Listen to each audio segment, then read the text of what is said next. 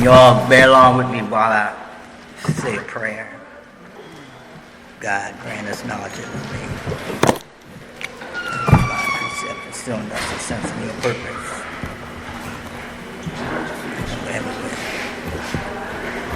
Thank you. I'm an addict. My name is Herb. Man, thank God for Narcotics Anonymous. It's like, what am I doing here? What am I doing sitting up here, getting ready to talk to y'all? Where I come from, shaky and insecure. That's what I've always been, all my life, until I got here and started doing some work. I was asked to share on the first step when I had 5 years clean, and I think I was sharing with somebody. And when it was my turn to share,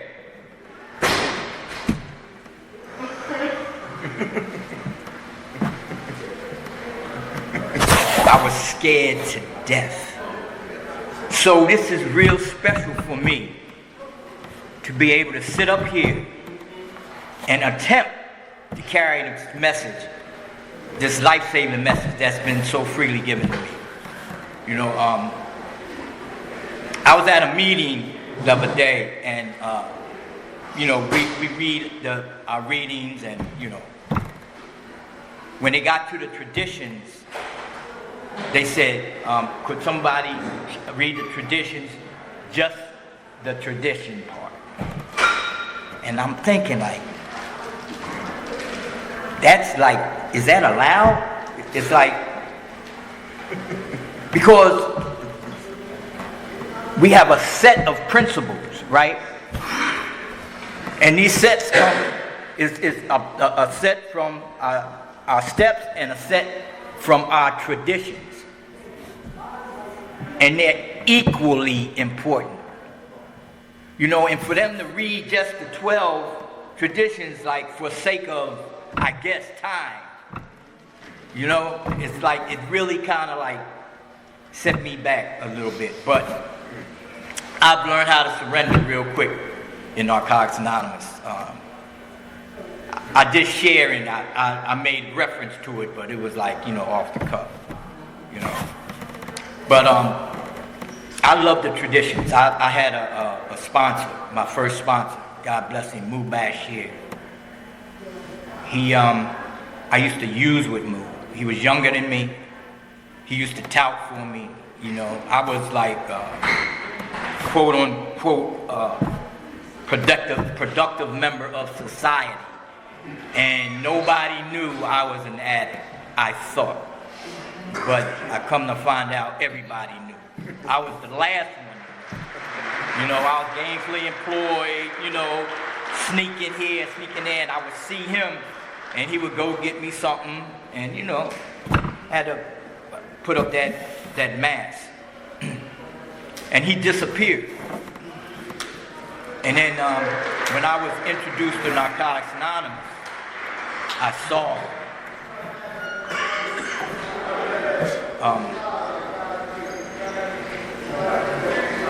and he told me, I'm your sponsor. But I rejected that for the first couple years, until I realized, and I started listening to what we said. Find somebody that believes in you and wants to help you in your recovery. And the whole time I'm disqualifying myself because I never been to jail. I didn't crawl under nowhere and steal from my mother and all of that. I bought a house. I paid my bills. All of that stuff that you say, that we can fool ourselves and say that we all right. And I did that for a long time. So, Moo really helped me. He really helped me, man. And I'm the person I am today, a big part of what he put in me, the spirit he put in me. The first thing he like that I can remember him saying, because I was always worrying about what people was thinking, and if I, if I was having a problem with somebody, somebody walked past me, didn't speak, or all the stuff. I don't know about you, but that's what was going on through my head. And on any given day, that'll go on in my head today. But it don't last that long, because I know that's the disease, and I know we have a remedy. So he used to tell me, if you think somebody has a problem with you, or you think you have somebody, or you think you have a problem with somebody, you better run to them and give them a hug. And that's always worked for me. It's helped me recognize the disease. So like that right there was my beginning for the traditions. In the first tradition, it talks about self-sufficiency is a lie. I tried to stop using for 3 years. I was introduced to this process in 93. I surrendered in 97. I'm 16 days away from 29 years.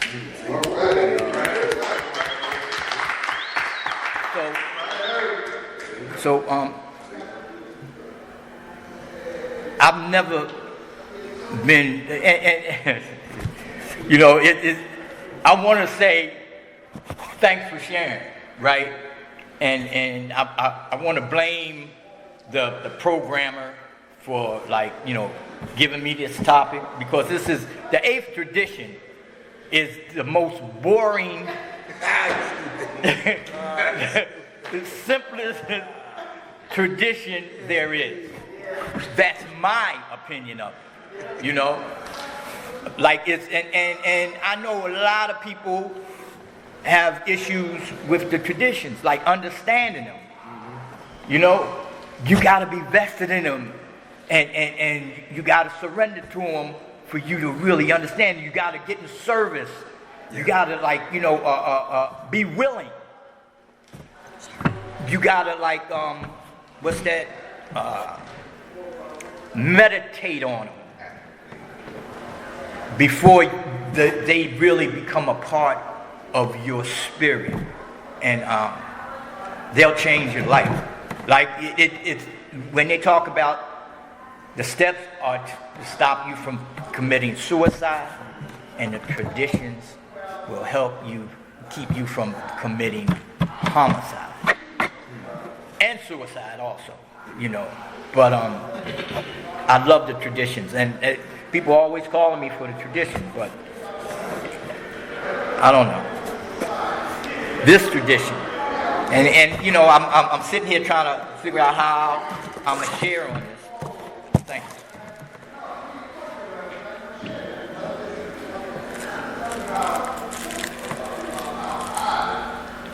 And I have thoughts that anybody that's sitting in this meeting probably are pretty good with the traditions. But I got to go through them. The unity. The unity. Some of y'all might be in here just for the unity. Like you might know me. Or you might have some empathy. You see what's going on. So your unity comes up and you say, look, everybody's in that meeting, so I'm going to come over here and support somebody over there. That's a spirit of a tradition.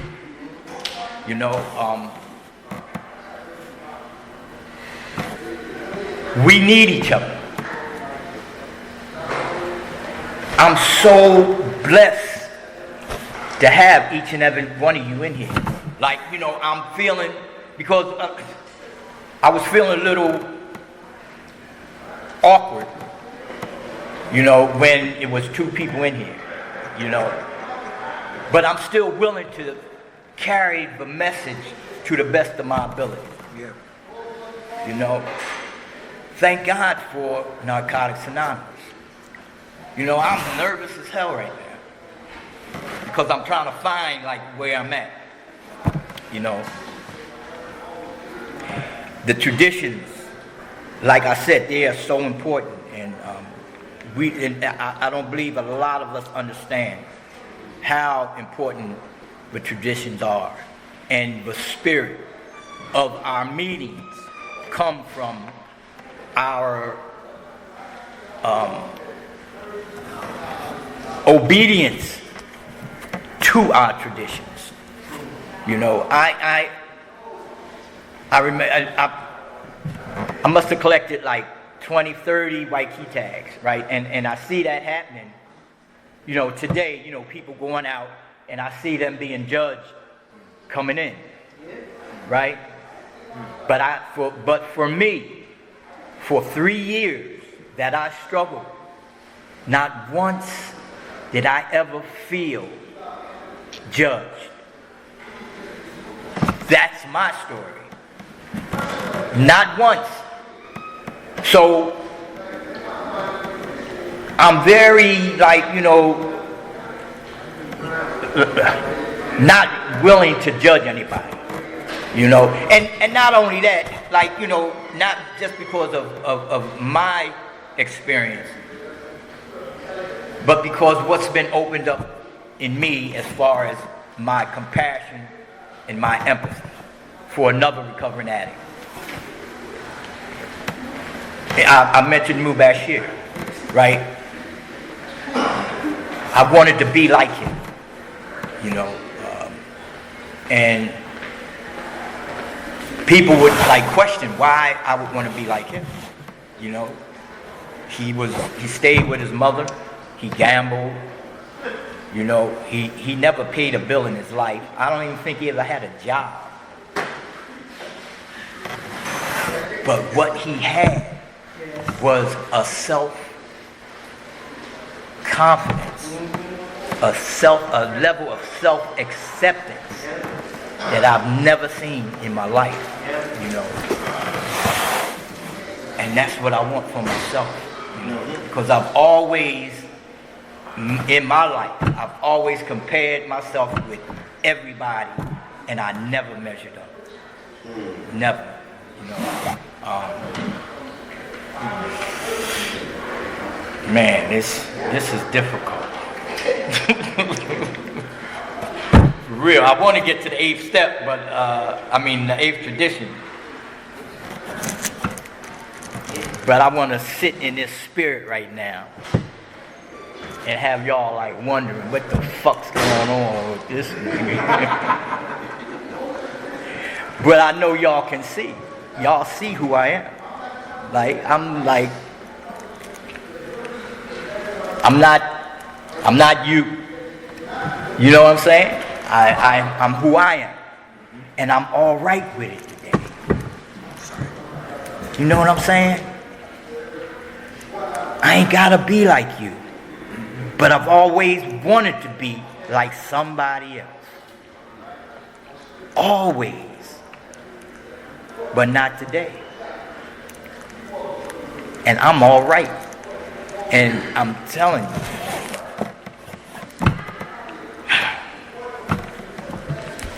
I'm gonna fuck Ephraim up. But the traditions, I mentioned the first tradition, you know, is about our unity. The second tradition is about no big eyes, nobody's in charge here. You know, and the principle that I always talk about and I lean on is that the principle of anonymity, which covers everything that we do and produces a byproduct when we practice it. And the byproduct of anonymity is all the spiritual principles that we practice. Now let me explain.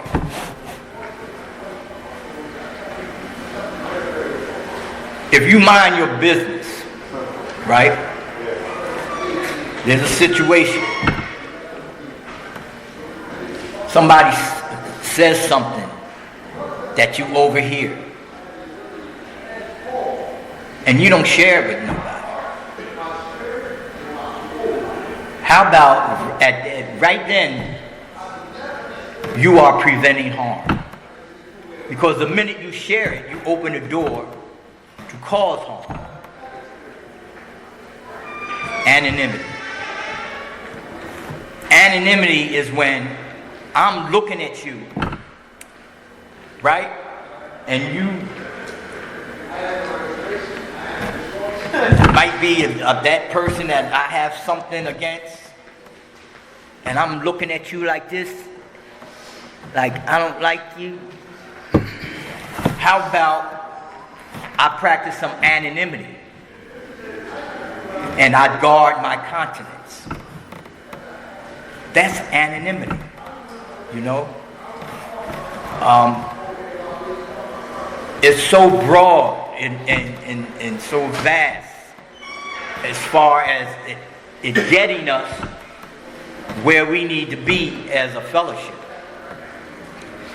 The anonymity of the 8th tradition is really self-explanatory. And I said it's like, it's simple, but it's like one of the most, if you want to share on it, one of the most boring traditions. But in this fellowship today, it might be one of the most important. Yes. You know, because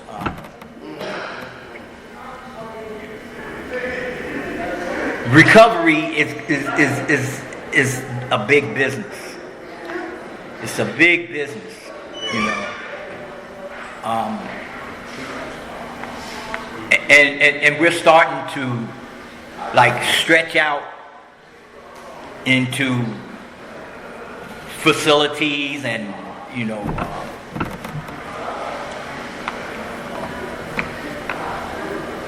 and with like you know, we're supposed to be in cooperation, but we're getting real close to being affiliation with people and facilities. And that's a dangerous place for us to be, because it takes our equality away. One of the main things that makes, I believe, makes us successful is our equality. No matter what, we are always have a spirit of equality. Like nobody's better than nobody or smaller than, you know. One of the things that attracted me to NA, there used to be a meeting called Frontline. It was in Atlantic City. It was like, wow, it was wide open. People were smoking on one side and, you know, no smoking on this side. It's like, that made a lot of sense, you know. And it was like just so much going on and so many different type of people. You know, like it was like some crazy motherfuckers. People were sitting there with suits with their legs crossed. You know, one guy that comes to mind used to run around with Daisy Dukes on with his shit hanging out. And everybody was accepted. Like nobody was like, you know, oh, like, you know, feeling repulsed or anything. You know what I'm saying? Yeah. And I was like, wow, I like this.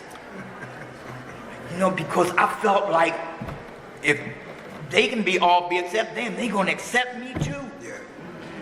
And that's the feeling, that's what we can't lose in Narcotics Anonymous. So when we start, like people start coming in here and thinking they professionals or because where they work. Talk about it. You know what I mean? Or they studied some stuff,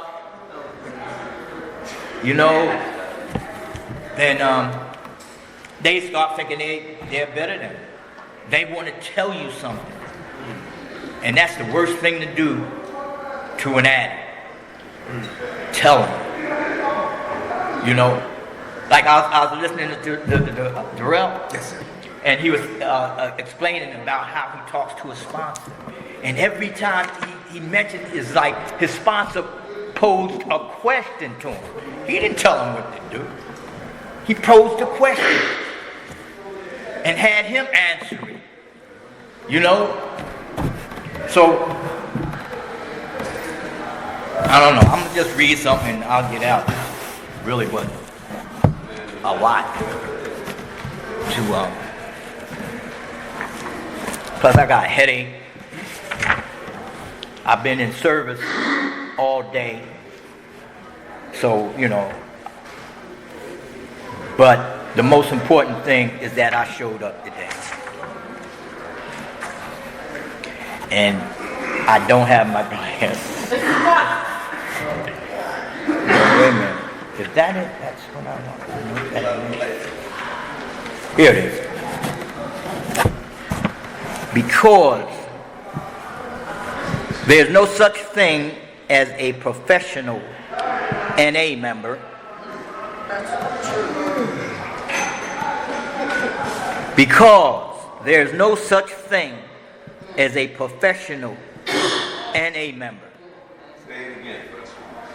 Because there is no such thing as a professional NA member. We are all free to recover together, to learn from each other, and to practice anonymity.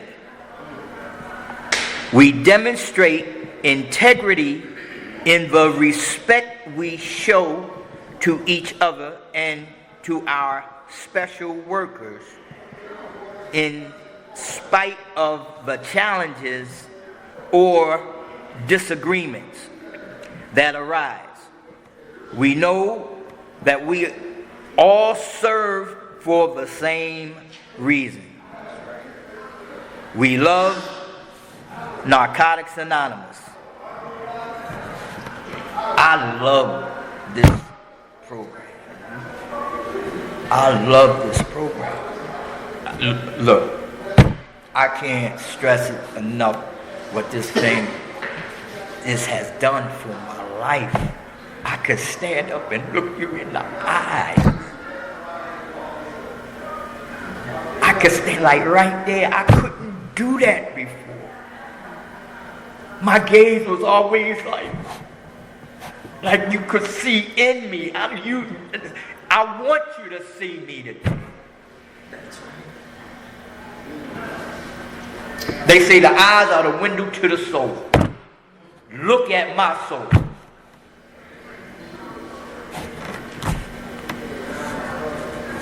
Damn, now I really can't see. Okay. All right. We rise.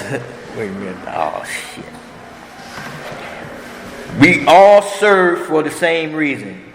We love Narcotics Anonymous and have a desire to help the addict who still suffers. Wow. We need no degrees, certifications, or training to carry the NA message. All we need is our experience, strength, and hope. Thank you.